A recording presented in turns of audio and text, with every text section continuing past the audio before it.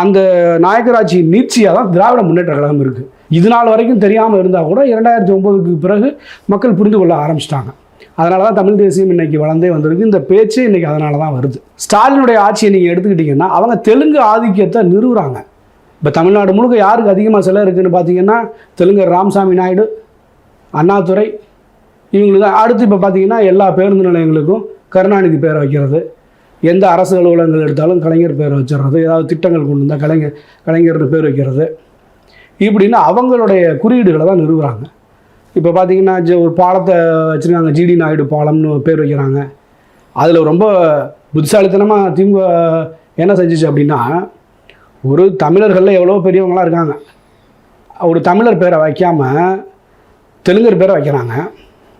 அதுவும் ஜிடி நாயுடு பேரை வச்சுட்டு விவாதம் எப்படி போயிடுச்சுன்னா, அது ஏன் நாயுடு போய் வைக்கிறா அப்படின்ற அளவுக்குலாம் விவாதம் போயிடுச்சு.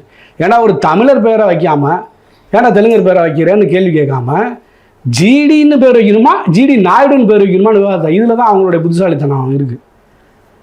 தெலுங்கர்கள் அரசியலில் தமிழர்களை விட பல படிகள் முன்னாடி சிந்திக்கிறவங்க.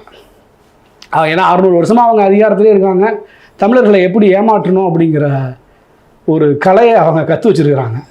அப்போ ஜிடி நாயுடு பாலன் வைக்கிறாரு, அது ஒரு விவாதமாக மாறுது. முத்துலட்சுமி ரெட்டின்ற பேரில் ஒரு உதவித்தொகை தராங்க. அடுத்து நாராயணசாமி நாயுடுன்னு விருது தராங்க.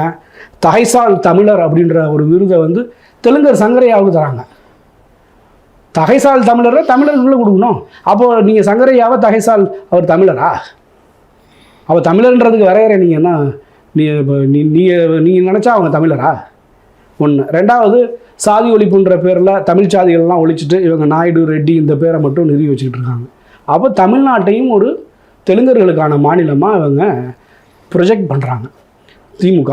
அதுவும் ஸ்டாலின் அரசு ரொம்பவே மும்முரமாக அதை செஞ்சிட்ருக்கு. எல்லா இடத்துலையும் தெலுங்கு ஆதிக்க குறியீடுகளை நிறுவுது. அதனால தான் நாம் திமுக ஆட்சி மீண்டும் வந்தால் தமிழ்நாடு முற்றிலுமாக தெலுங்கர்கள் நாடாகவே மாறிடும்.